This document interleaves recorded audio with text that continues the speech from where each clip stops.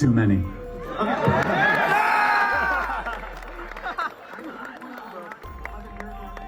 5. Okay, now 5 is a lot, right? I'm gonna give you.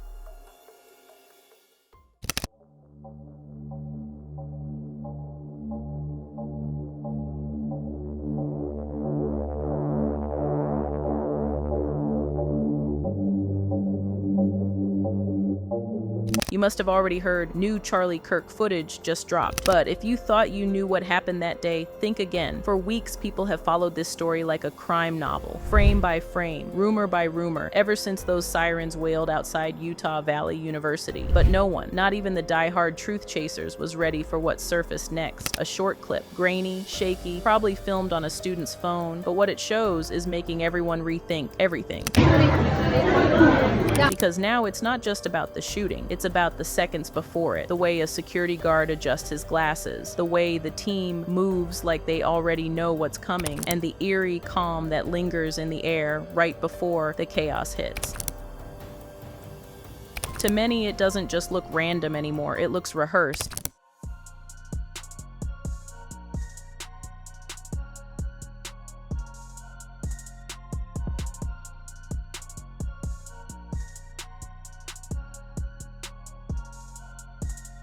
And if this footage is real, if it means what people think it means, then the question isn't who pulled the trigger, it's who let it happen. Because if this really was an inside job, then the whole case and maybe the country's faith in justice itself is about to collapse. You could feel this coming a million miles away. Nobody trusts anything anymore. Not the courts, not the cops, not the press, not even the clips they keep rewinding in slow motion. We all know the painful truth about the United States. Huge groups of Americans now believe some corner of the government, big tech, or the billionaire class is lying to them constantly. And honestly, sometimes they have good reason to think so. For this reason, every official statement sounds like spin, every denial feels pre-scripted, and even the truth, when it finally shows up, gets treated like propaganda in disguise.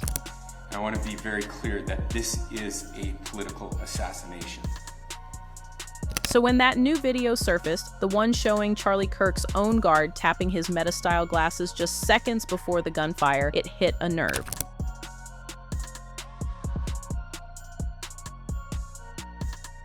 Within minutes, timelines were flooded. Some said it was a signal, others said it was nerves, but almost no one believed the official explanation. And the weirdest part, it's not just about Kirk anymore. It's about a country so fractured, nobody knows what's real and what's AI or Photoshopped. The same night the footage dropped, Israel's Prime Minister's office randomly issued a denial of involvement out of nowhere. Nobody had even accused them yet. This is insane. It is false.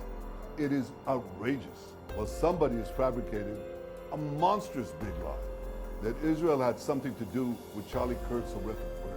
It was weird, and it only made people more suspicious, because right now, people don't need proof. They just need a frame that fits their fear, and this footage gave them one. Millions have packed into those Turning Point USA rallies, the campus tours, the scald free speech debates that always sit one question away from chaos. That's Charlie Kirk's signature brand: controversy that cashes in, tension that trends, and crowds that never quite stay calm. September 10th, 2025, Utah Valley University. 3,000 students jammed shoulder to shoulder. Curiosity, protest, adrenaline, all buzzing in the same air. Even before you got inside, you could feel it. The shouting, the signs. The cops were peering under cars like they were expecting something to go wrong. Everyone knew the threats were real this time. There had been warnings, some loud, some whispered, but the team wanted the appearance of open dialogue by being as accessible as possible. No barriers, no bulletproof glass, no distance between Kirk and the crowd. That decision might have cost him everything. Schaffer Security Group was back, the same private team that had guarded Kirk before, and not without baggage. They were brought in at the 11th hour after the original detail mysteriously pulled out. 6 campus cops, 2 coordinators, and almost zero coordination with local law enforcement. No drones, no rooftop sweep, no ballistic glass. Even the crowd barriers looked like they'd been borrowed from a county fair. How about UVU TPU police, just 6 officers for a crowd of 3,000. When one student was spoken to afterwards, she didn't mince words. "It didn't feel safe," she said. "It felt like waiting for something to happen." Security experts had seen this disaster coming. Chris Herzog, the same guy who's protected Kim Kardashian, told me months ago, "You don't run open stages after death threats. That's an invitation." But Kirk's team wanted chill vibes over armor. They wanted him to look fearless, approachable, the people's firebrand, not a man behind glass. It was a PR gamble disguised as bravery. Now that the gamble is being torn apart frame by frame, because once the footage leaked, people started asking the question no one on Kirk's payroll wants to answer. Was too few eyes really an accident or a setup hiding in plain sight? Those who were there still remember the sound, and those who watched it later can't forget the sight. Do you know how many mass shooters there have been in America over the last 10 years? Counting or not counting gang violence? 12:23 p.m. Mountain Time. Kirk's mid-sentence talking about gang violence when a single shot slices through the room. It doesn't sound real at first, more like glass breaking underwater, then chaos. Screams echo. Metal chairs crash. Students dive for cover. Kirk stumbles, hand pressed to his neck, a bloom of red spreading fast. His head of security, Dan Flood, doesn't hesitate. He lunges, catches him mid-fall, clamps the wound, and drags him off stage as the crowd collapses into panic. Stop. Charlie, stop. Charlie.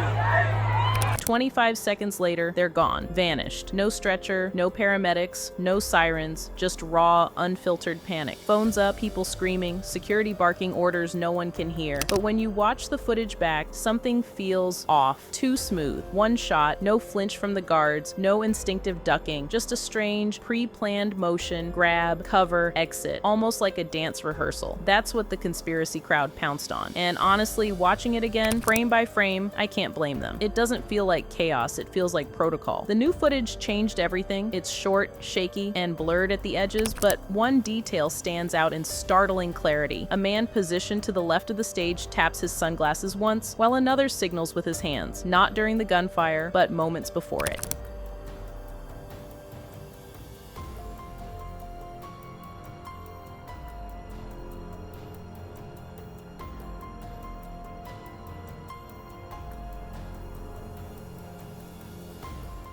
At first, many dismissed it. Maybe he was adjusting them, maybe there was glare from the lights, maybe it was nothing at all, but the fans don't believe in coincidences. Within minutes, that single motion became a symbol, a silent signal, a countdown, a warning. Whatever it was, one thing was certain. It was no longer just an innocent gesture. Within an hour, hashtag Kirk footage and hashtag inside job were trending across every platform. TikTok detectives got to work immediately, slowing the clip down to quarter speed, layering red circles, blinking arrows, and captions that screamed, "Watch closely." Others matched the guard's tap perfectly with the sound of the gunshot, the timing almost uncanny, like it had been choreographed.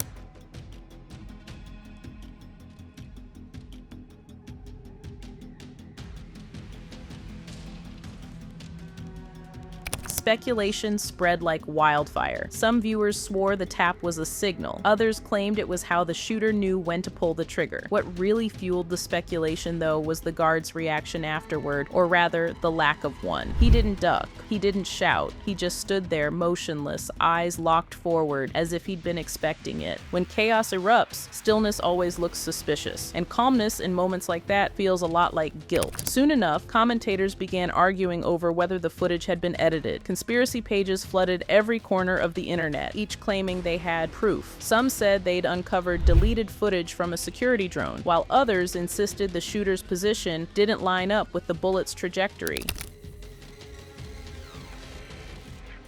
Everyone had a theory, and to the skeptics, every theory sounded more convincing than the last. Meanwhile, the authorities stayed silent. The FBI released a short statement calling it an ongoing investigation. Utah's Attorney General announced a separate probe after reports surfaced that members of the TPU-SA staff had allegedly removed SD cards from cameras before police arrived on the scene.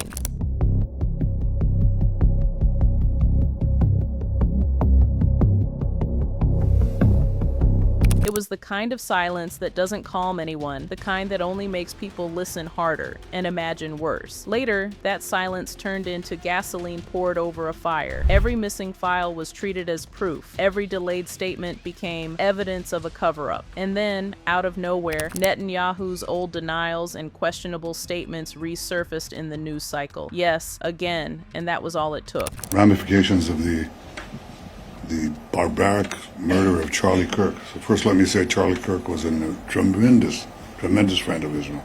People completely lost it. Threads exploded overnight, connecting everything from foreign donors to political favors to rumored AI surveillance contracts. It was chaos dressed as logic, a storm of half-truths and digital hysteria. But the truth is, when institutions stay quiet for too long, madness starts to sound like reason. There's one part of that day that still refuses to sit right with the doubters. Right after the shot, Kirk's team didn't wait for the paramedics. They didn't even wave one down. They dragged him off stage, straight through the service exit, and shoved him into a black SUV like it was part of the plan. Stop, folks! Stop! 5 miles, no sirens, no EMTs, just a panicked convoy heading to Timpanogos Regional Hospital. Every expert will tell you that's the worst possible move with a neck wound. Every second matters. Every pothole, every hard break, every bump could have turned a survivable hit into a fatal one. So the question hangs in the air, why do it? Was it pure panic or was it control? That's the part people can't let go of, because the only thing more suspicious than skipping the ambulance is who you might have been trying to avoid. Now, the country's split right down the middle. First group swears it was deliberate, a staged event that spiraled out of control. Maybe a political stunt, maybe something darker. They point to every frame of footage, every missing file, every too calm reaction. To them, it all adds up. Then there's the second group that says it's nothing more than a tragic disaster, bad planning, bad security, and a viral internet that turns every shadow into a secret. But the authorities aren't helping. Prosecutors quietly reopened sections of the timeline, re-questioned the guards, and re-examined every second of the leaked footage. Even the FBI had to step in, releasing a careful statement about digital manipulation, while somehow refusing to say whether the clip was real. In other words, they said everything without actually saying anything. And when the denials start to sound rehearsed, people stop trusting the statements and start believing the rumor instead. Weeks have passed, and the arguing still hasn't stopped. Every angle, every frame, every faint reflection in those sunglasses has been picked apart, slowed down, and overanalyzed to exhaustion. But by now, it's not really about the footage itself anymore. It's about what that footage means, about a country that doesn't trust its own eyes. Maybe the clip doesn't actually prove an inside job. Maybe all it proves is that belief, real belief in the system is gone. Okay, you're saying something that's actually factually inaccurate, Right. according to the narrative. Now, let's be real clear. I don't necessarily think they know what's going on yet. There's a lot of weird shit going on with this. I know. Many have seen scandals, cover-ups, courtrooms, and crises. Even more have seen lies told in bright daylight and truth buried 6 feet under press releases. But to them, this one feels different, because this time, people aren't just convinced that someone lied. They're convinced someone did it, and that's the part that sticks with many, the quiet, terrifying shift. This new Charlie Kirk footage didn't just rewrite the case, it rewired the country. And deep down, we all know this won't be the last tape that does. Fingers crossed, we'll all be here waiting when it drops.